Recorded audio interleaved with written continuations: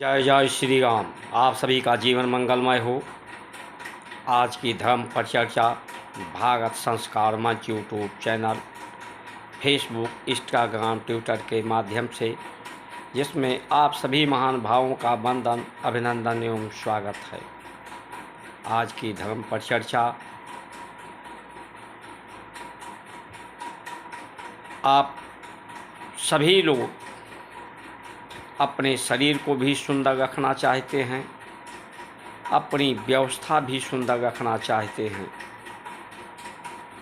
आप भी सुंदर हों, आपका परिवार भी सुंदर हो, सुंदर कार्य हों, स्वस्थ हों, सुगंधित हों।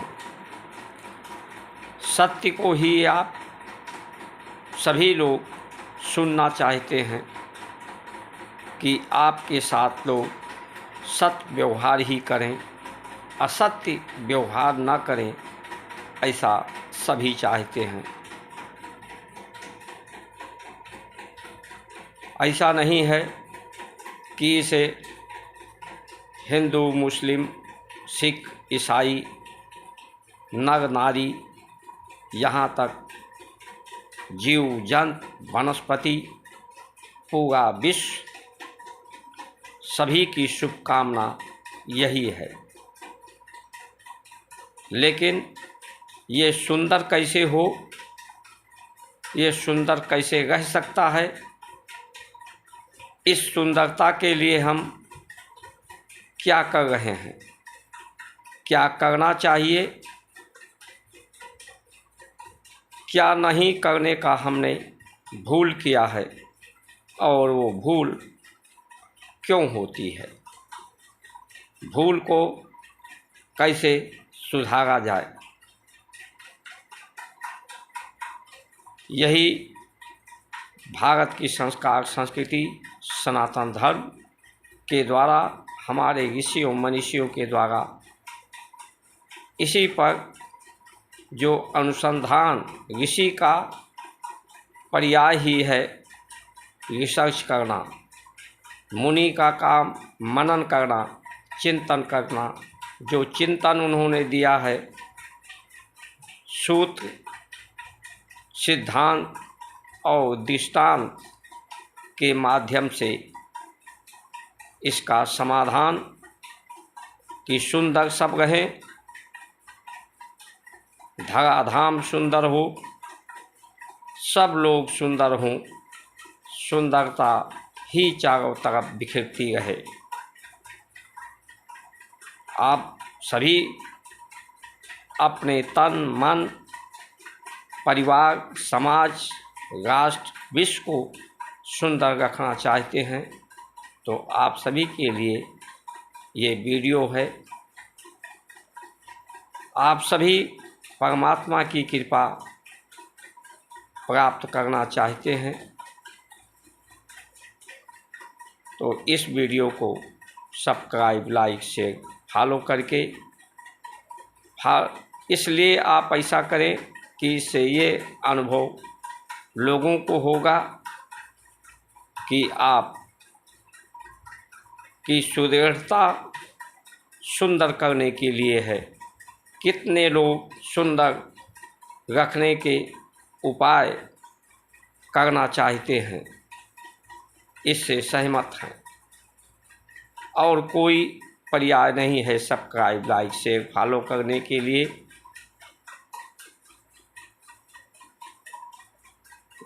जो आपसे हम निवेदन करते हैं, नोटिफिकेशन का घंटी भी अवश्य आप दबाएं, ताकि ये वीडियो आपको मिलता रहे।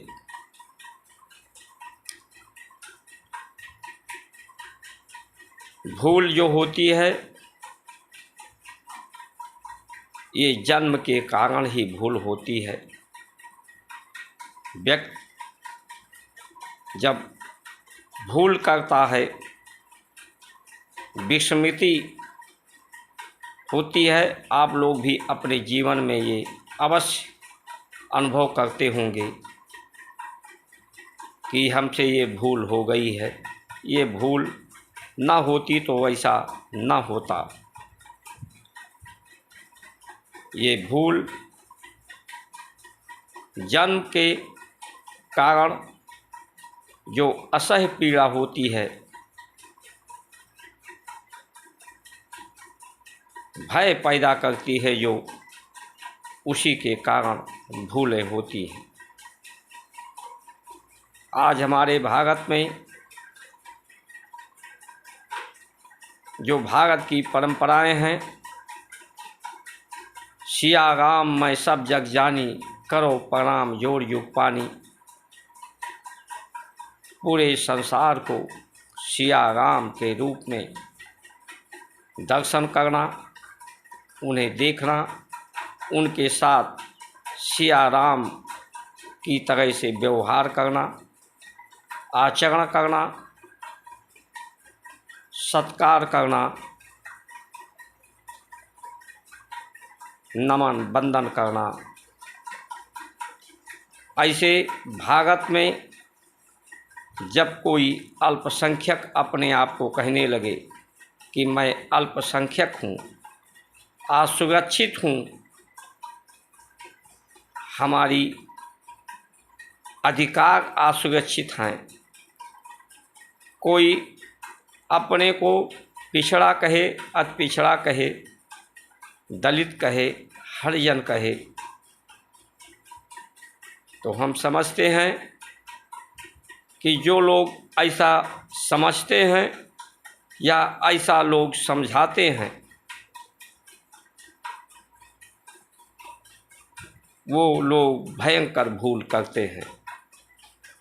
भूल इसलिए कि जब धर्म के नाम पर देश का बंटवारा हुआ था, स्वतंत्र जब भारत हुआ था कि पाक धर्म वाले पाकिस्तान रहेंगे,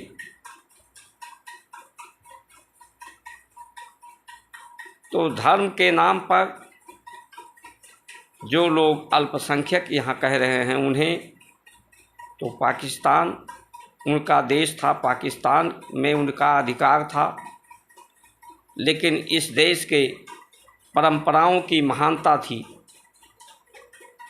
कि उन लोगों को भी इस भारत के लोगों ने अपना ही परिवार समझ करके,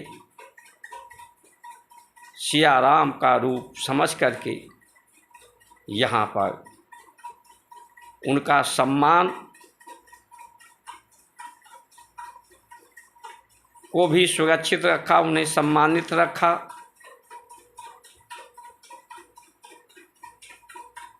उनके साथ कोई भेदभाव नहीं किया। आज तक का जो इतिहास है भारत में की परंपराओं ने जो भी यहाँ आया, सभी का सम्मान, सभी का सत्कार,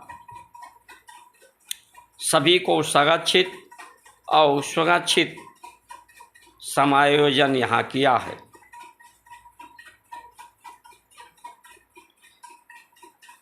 किसी के साथ भेदभाव नहीं, जात धर्म के आधार पर किसी को दुख नहीं पहुँचाने का या उसे नाश करने का कभी के यहाँ कार्य नहीं हुआ है। तो ऐसे लोग क्यों ऐसा समझते हैं? समझते इसीलिए हैं कि कुछ स्वार्थी लोग, राजनीतिक लोग अपने निजी स्वार्थ को सिद्ध करने के लिए उन्हें ये अनुभव बार बार कराते रहते हैं, और ये अनुभव जो कराते हैं और जो करते हैं, अब ये मानने की बाध्यता है, होती जा रही है कि ये जो असुरक्षित हैं, ये असुरक्षित तो स्वयं नहीं हैं। यहाँ इनके साथ किसी तरह का दुर्व्यवहार भारतीय परंपराओं के द्वारा नहीं हुआ है, ना हो रहा है, ना आगे होने की संभावना है। लेकिन ये लोग ऐसी मानसिकता के लोग भारत की संस्कार संस्कृति को ही असुरक्षित करना चाहते हैं, कर रहे हैं, या भविष्य में इस भूलों को सुधारा ना गया तो सनातन धर्म, संस्कार संस्कृति परंपराएं जो शांति का, परम शांति का, विश्व शांति का अभियान तक शांति का, पृथ्वी शांति, औषधया शांति, सामा शांति, अंतरिक्षगम शांति, सब जगह शांति की जो भावना है, शांति की जो व्यवस्था है, वो चारों तरफ अशांति के रूप में देखने को, अनुभव करने की, भविष्य में मिलने की संभावनाएं बढ़ती जा रही हैं। अंतरिक्ष भी अशांति होगा, प्रकृति भी अशांति होगी, और ये सृष्टि में भी, धराधाम पर भी अशांति फैलने की, अशांत होने की संभावनाएं बढ़ती जा रही हैं। असुरक्षित मनुष्य का जीवन होने की संभावनाएं बढ़ती जा रही हैं। हमारे यहाँ पहले सुंदर प्रकृति हो, ये शरीर जो 5 तत्व हैं प्रकृति के,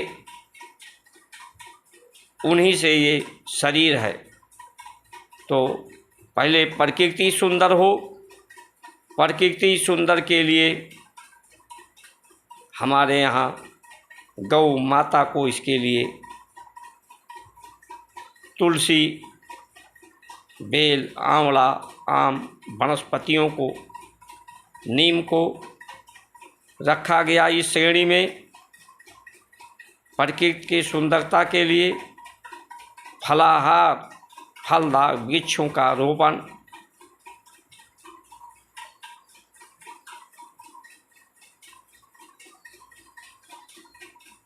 जिससे प्रकृति सुंदर हो, धरती सुंदर हो, धरती से जो आहार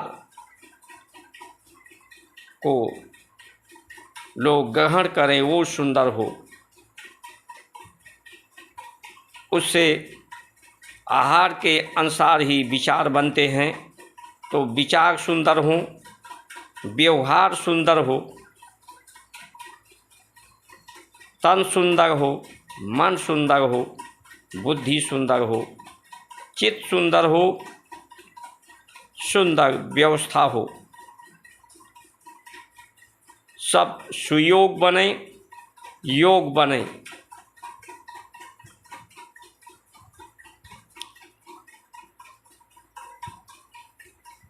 जन्म का कारण ऐसा नहीं कि कोई धरती ऊपर आसमान से पैदा होता है। कोई जन्म लेता है तो माता पिता के सहयोग से उसका पालन पोषण संभाल होती है माता पिता के कारण। इसीलिए हमारी परंपराएं पहले मातृ देव, पितृदेव जो जन्म देते हैं, जन्म के कारणों को सिद्ध कराते हैं। गुरुदेव जो ज्ञान देते हैं, सद्ज्ञान देते हैं, भूलों को संस्कृत, भूल माने विस्मृति, उसे संस्कृति देते हैं, संस्कार देते हैं कि तुमसे भूल ना हो। भूल सिर्फ दुखों को आप भूलने की आदत, सहन शक्ति, और ये दुखों को भूले, मिल बांट करके दुख में लोग सहयोगी बने, दुखों को बांटें।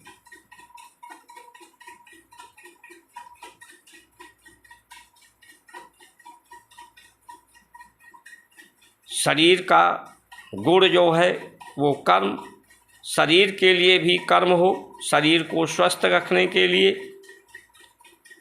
तन मन बुद्धि चित्त को सुंदर संस्कृति, शरीर का भी कर्म हो, माता पिता गुरु के लिए भी कर्म हो, उनके सत्कार का, आदर का, और प्रकृति के लिए भी उसे भी सुंदर करने के लिए यज्ञ परंपराएं हमारे ऋषियों ने दी कि यज्ञ पद्धति से प्रकृति भी सुंदर हो। अंतरिक्ष जो परमाणु प्रकाश देता है, ज्ञान देता है, चेतना देता है, इस शरीर को, इस संसार को अनुभव करने का इंद्रियों के माध्यम से, मन के माध्यम से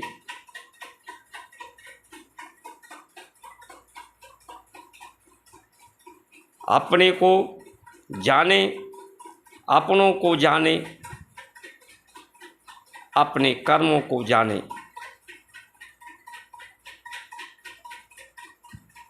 ये ना भूले कि एक दिन आए हैं तो एक दिन राजा रंक फकीर जो भी आया है इस शरीर को छोड़कर जाएगा। शरीर तो जाएगा लेकिन शरीर के साथ सब कुछ नहीं जाएगा, सब कुछ नहीं समाप्त होगा, ये प्रकृति ही रहेगी। यानी विचार आपके रह जाएंगे, कर्म आपके रह जाएंगे और आत्मा आपकी रह जाएगी। परमात्मा भी जो नित्य निरंतर हैं वो नित्य निरंतर रहेंगे। अपने कर्मों को कि इस शरीर से ना तो कोई कर्म हो रहा है, ना कोई कर्म कर सकता है, ना ये कोई पुण्य कर सकता है, ना पाप कर सकता है। इसे भी अनुभव किया जा सकता है प्राण अंतिम संस्कार में। अंतिम सत्य वही है कि शरीर से जब प्राण की गति रुक जाती है, आवागमन, तो ये शरीर देखने को मिलता है कि ये कुछ नहीं करता, लेकिन ये शरीर प्राण की सहायता से इसमें गति होती है, इसमें प्रकाश होता है। इंद्रियां जो प्रकृति का अंश हैं, प्रकृति को, संसार, शरीर को अनुभव करती हैं।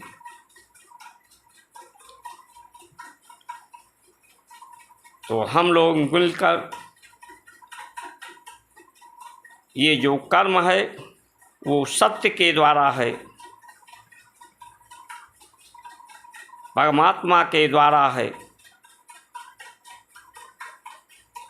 तो ये कर्म हमारा सत्कर्म हो जाए कि हम हैं लेकिन शून्य हैं। शून्य का पर्याय ही है कि रहते हुए हम शून्य हैं, कुछ नहीं है। हमारे द्वारा, इस शरीर द्वारा कुछ नहीं हो रहा है, कुछ शरीर नहीं करता है। यही सत्य है, इसी को स्वीकार कर लेना।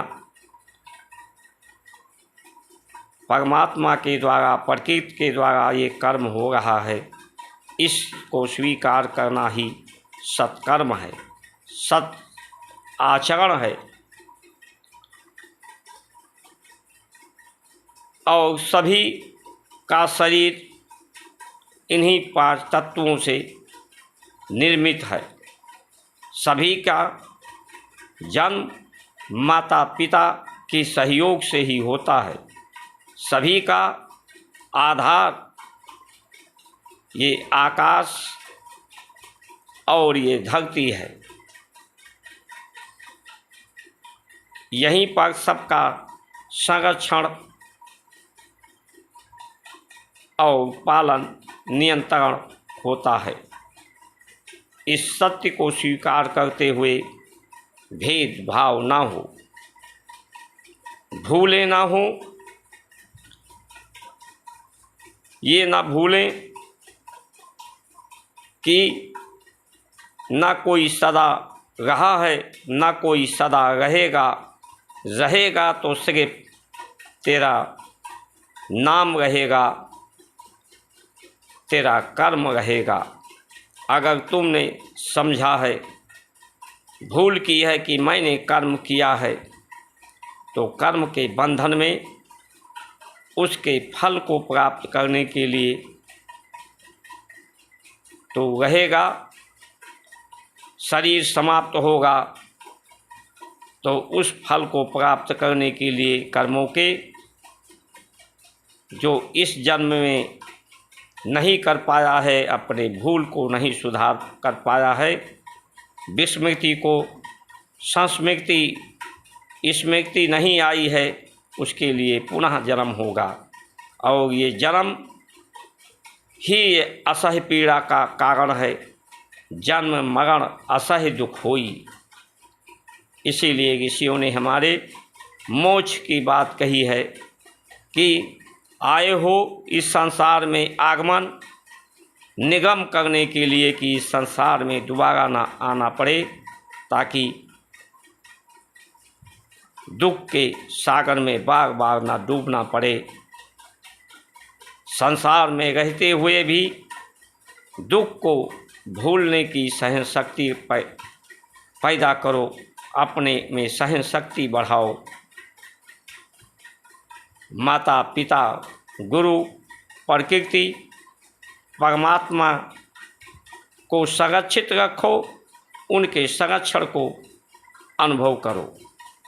इसलिए समय रहते हम लोगों को सुंदर कैसे रहे, लोगों का तन मन चित्त सुंदर रहे, परिवार सुंदर रहे, सब ये सुंदरता ही एक ईमानदारी है। ईमानदारी से हम इसे सुंदर बनाएं, यही हमारी जिम्मेदारी है, यही समझदारी है।